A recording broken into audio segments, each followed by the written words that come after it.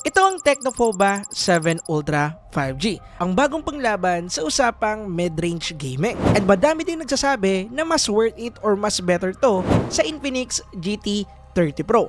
Pero ang tanong, totoo ba? Kaya sa video na to, isasalang natin to sa ating extreme gaming test na kung saan lalaroin natin dito itong 10 high demanding graphics game na to nang nakasagad sa pinaka-supported settings at tuloy-tuloy ng walang humpay para malaman natin kung okay at pasado nga ba talaga to sa balagbagang gaming. Kaya kung interesado kayo, tara, pag-usapan natin. Okay, quick recap lang tayo. Dalawang bagay lang yung kinakailangan nyong malaman about sa phone na to. Una, yung chipset na ginamit, naka-Dimensity 8350 Ultimate. Na-discuss ko na to sa ating full review. Kung hindi nyo pa na-check, pwede nyo pong i-check dyan sa description down below. But in the short word, maganda and also malakas po na chipset to pagdating sa gaming para sa mid-range level entry. By the way, same na chipset to na ginamit sa Common 40 Premier and also sa Infinix GT 30 Pro. And yes, na-testing and also nahawakan ko na tong dalawang device na to and based sa performance sila, okay naman. Pero gusto kong makita kung ano yung ginawang optimization ni Tecno dito dahil ito yung gaming lineup po nila. Kaya sana okay.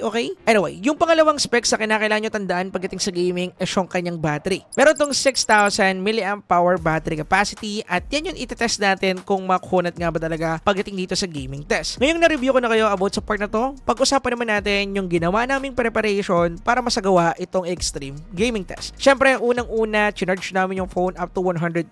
Nagamit din nga pala kami dito ng timer para matrack namin yung pinaka-overall time ng paglalaro namin dito sa phone na to. And syempre, isa-setup namin yung aming brightness sa 75% and 50% naman pagdating sa aming volume. Yung network nga pala na gagamitin namin dito is Wi-Fi dahil hindi kasi namin pwedeng magamit yung ginagamit naming FPS meter kapag mobile data yung gamit-gamit. Anyway, with that said, tara, magsimula na tayo sa ating extreme gaming test. So, una nating sinalang dito, which is isa sa pinaka-favorite nating game at hindi pwedeng mawala, Genshin Impact. Syempre, sinetup namin to sa pinakasagad na settings niya, which is highest graphical preset settings and then 60 FPS. Nga pala, gusto ko lang linawin na yung bagong format ng extreme gaming test yung gagawin natin dito. Bale, lalaroin namin ng tigi isang oras itong mga AAA games na to and then hahatiin natin yung isang oras na yon para iset up sa pinakasagad na settings para sa first 30 minutes and then yung sa second 30 minutes naman ng gameplay isa-set up namin sa optimized settings para makita natin yung graphics and also yung FPS neto sa different kind of settings at makita natin yung sweet spot sa mismong game. Anyway, pagdating dito sa highest graphical preset settings sa Genshin Impact,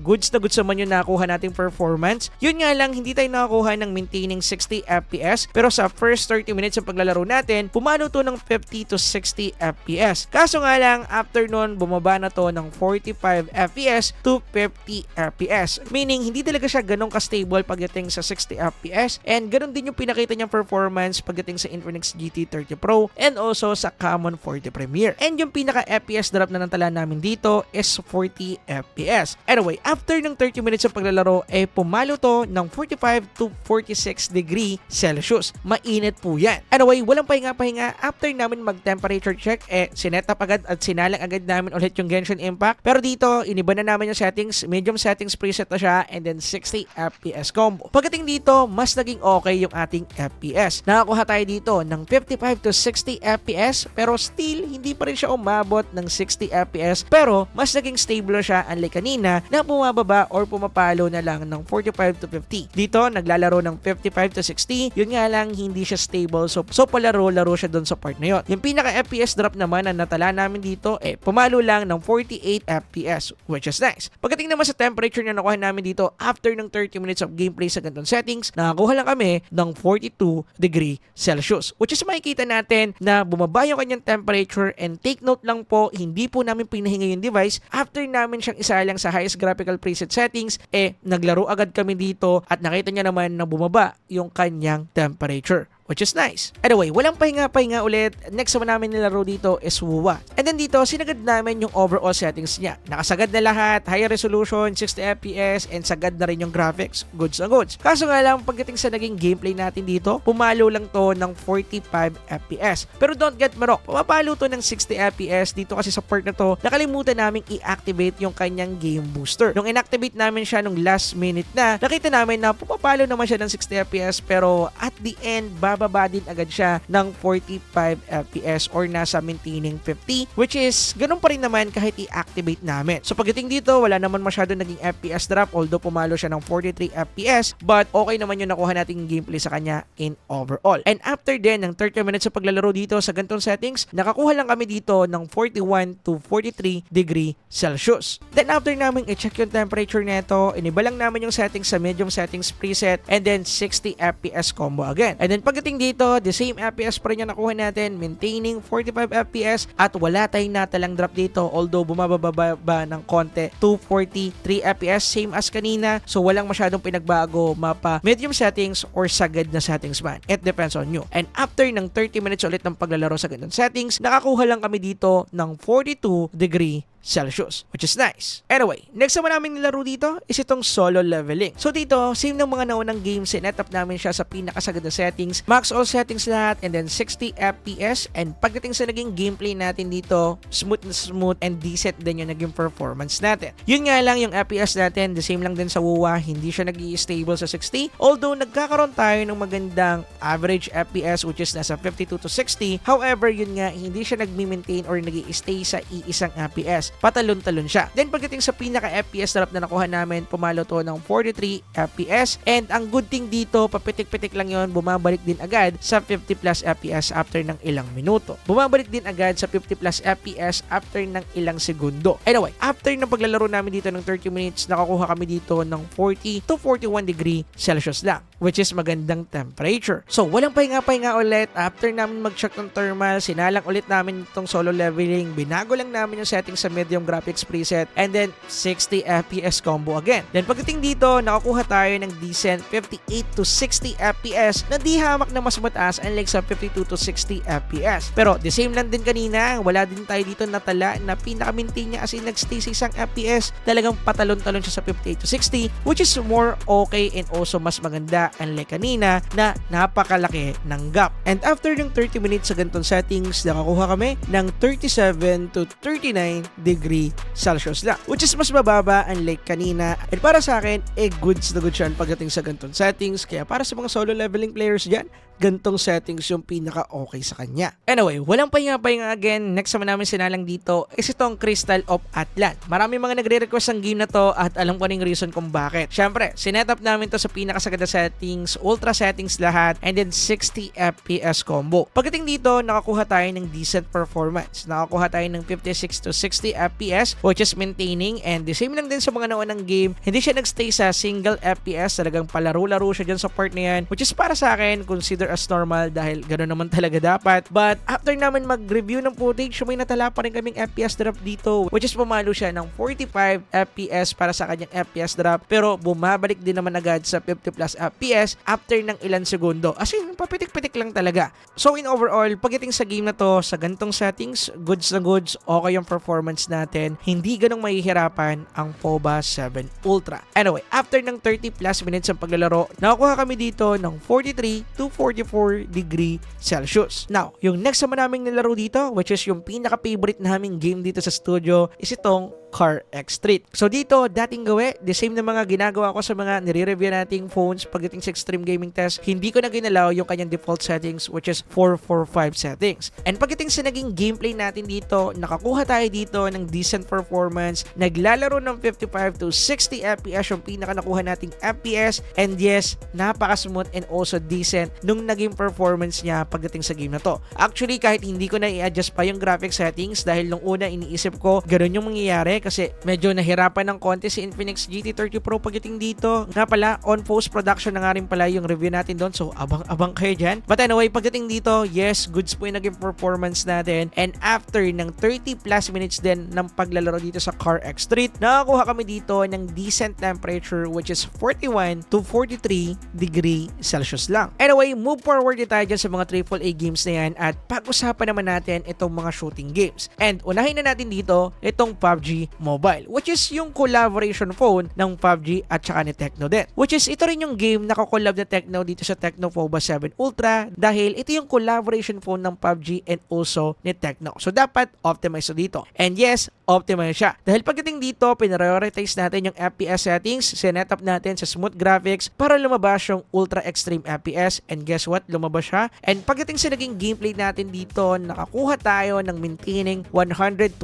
FPS. Although merong mga part na bumababa siya ng 110, 111, 118, 117, which is pretty normal. Wala namang masyadong problema doon dahil nga nasa 100 plus FPS pa din. Hindi ko siya nakita na bumaba ng 2-digit FPS, which is nice pagdating sa game na to. And in overall, naging okay yung gameplay natin, smooth na smooth at napaka-decent ng mismong game. Nga pala, ang ganda nga rin pala ng touch response nito. Gusto ko lang ding i-emphasize, nasa 480Hz yan. Kaya goods na goods yan mga kaparakoy. Kaso nga lang, after ng ilang minuto natin paglalaro dito, umabot din yan ng 30 plus minutes, almost 40, nakakuha tayo dito ng pinakamataas sa temperature na natala ko sa lahat ng game na tinasting ko dito sa Tecno Povo 7 Ultra dahil bumalo to ng 47 to 48 degrees Celsius. And yes mga kaparakoy, super taas na po niyan kung ako yung tatanungin ninyo. So pagdating sa part na to, which is sasabi ko na rin naman doon sa ating full review, nagagamit talaga tayo dito ng phone cooler. And yes, meron din po akong recommended na phone cooler dyan sa ating mismong description. Pwede nyo pong i-check sa YouTube affiliate. Click nyo lang po yun nandyan dahil yan yung mga suggested and also tested ko and trusted din na phone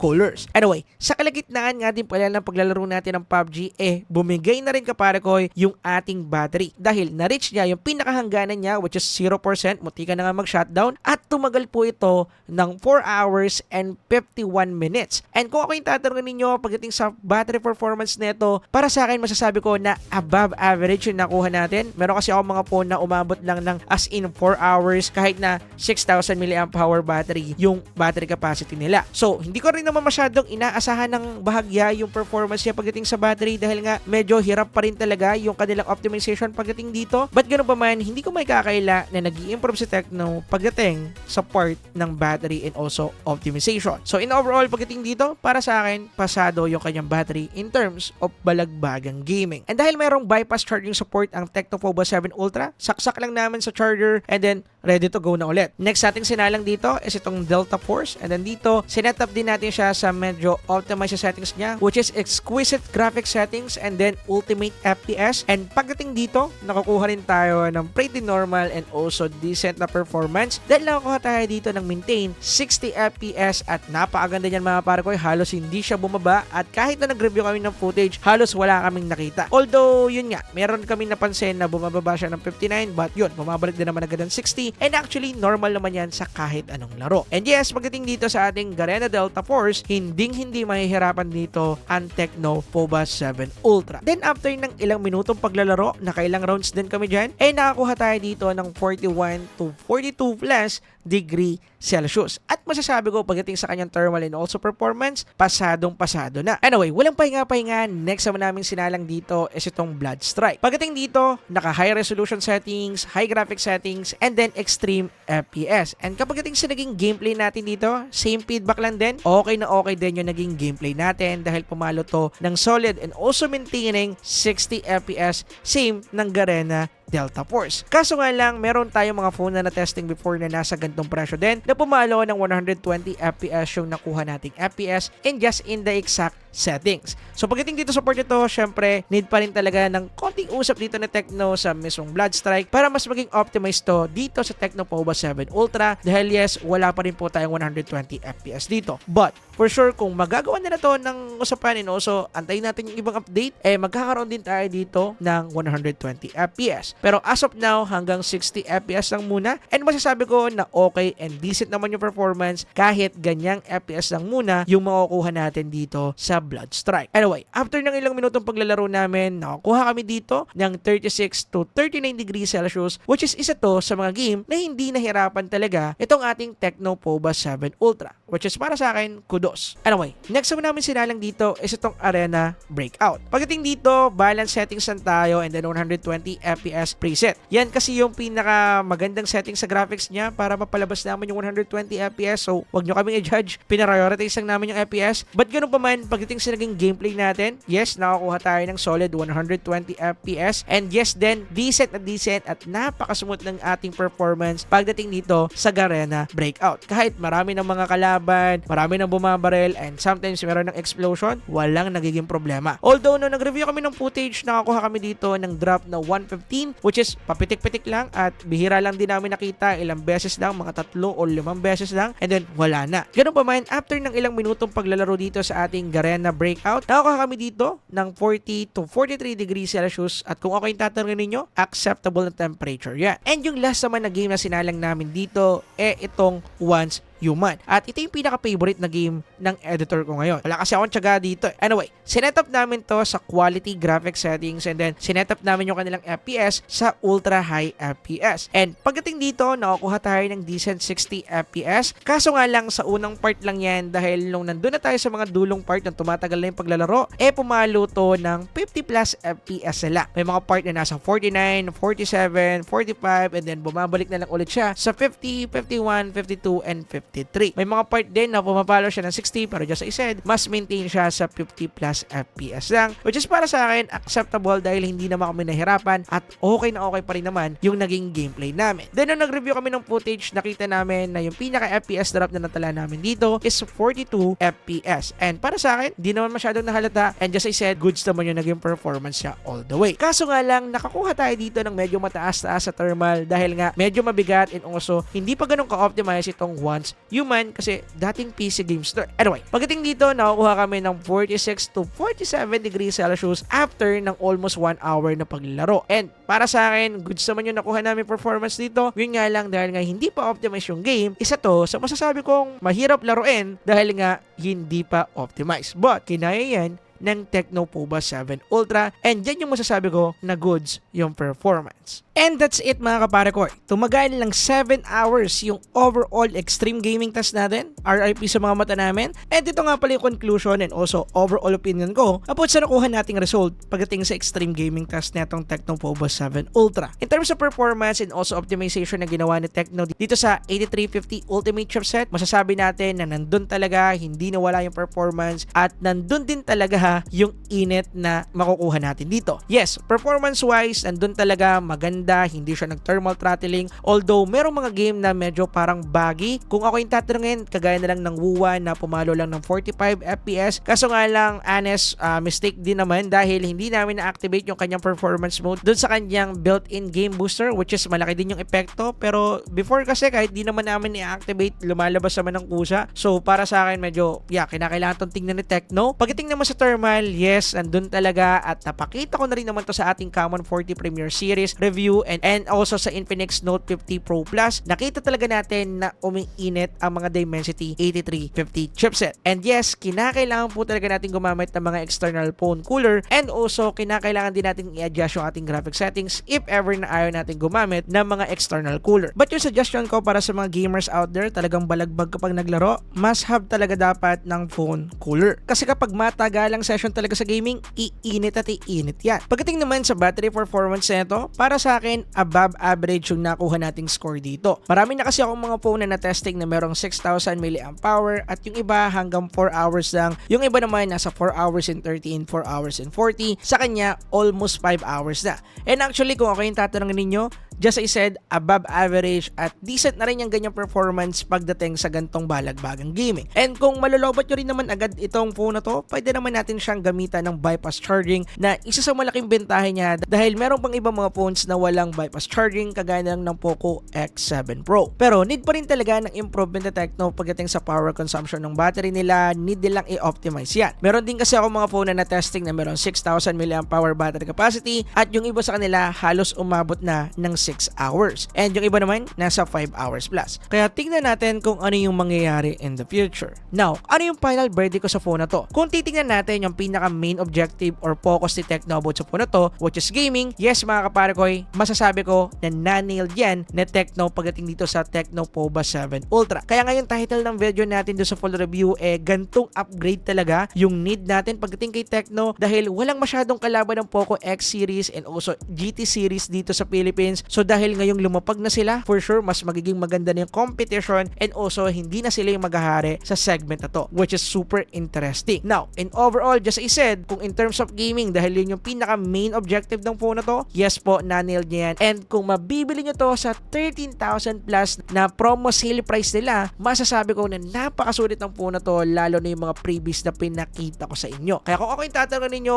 go for it mga kaparagoy. Buy that phone if ito talaga yung gusto ninyo. Pero kung hindi nyo naman trip tong Tecno POVA 7 Ultra, meron akong dalawang phone na review dito na pwede nyo i-check na same ng performance nito pero same lang din ang presyo. Check nyo po yan.